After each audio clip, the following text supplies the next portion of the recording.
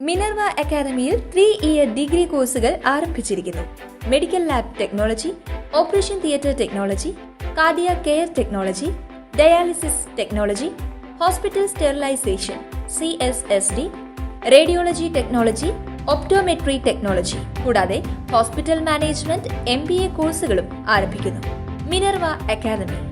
Contact number 9995373833 അല്ലെങ്കിൽ 9895841933. Minerva academy, skill and professional studies. Mundakkai Chooralmala ദുരന്തത്തിൽ ധനസഹായം പ്രഖ്യാപിക്കാത്ത കേന്ദ്ര സർക്കാരിന്റെ നിലപാടിൽ പ്രതികരണവുമായി ദില്ലിയിലെ കേരളത്തിന്റെ പ്രത്യേക പ്രതിനിധി KV തോമസ്. കേന്ദ്രത്തിന്റെ നടപടി രാജ്യത്തോടുള്ള വെല്ലുവിളിയാണെന്നും കേരളത്തിന്റെ ഭാഗത്തുനിന്ന് വീഴ്ച ഉണ്ടായിട്ടില്ലെന്നും അദ്ദേഹം പറഞ്ഞു. വയനാടിനുള്ള ധനസഹായം കേന്ദ്രമന്ത്രിയോട് നേരിട്ട് ആവശ്യപ്പെട്ടതാണ്. സംസ്ഥാന മുഖ്യമന്ത്രി പിണറായി വിജയൻ ആദ്യം കത്തയച്ചുവെന്നും KV തോമസ് പറഞ്ഞു. ദുരന്തം ഉണ്ടായിക്കഴിഞ്ഞിട്ട് 6 മാസം കഴിഞ്ഞു. മുനമ്പത്തെടുക്കുന്ന അമിത രാഷ്ട്രീയ താൽപര്യം കേന്ദ്രം വയനാടിന്റെ കാര്യത്തിൽ എടുത്തില്ലെന്നും അദ്ദേഹം കുറ്റപ്പെടുത്തി. കേന്ദ്രം 7000 കോടിയാണ് ആന്ധ്രയ്ക്ക് കൊടുത്തത്.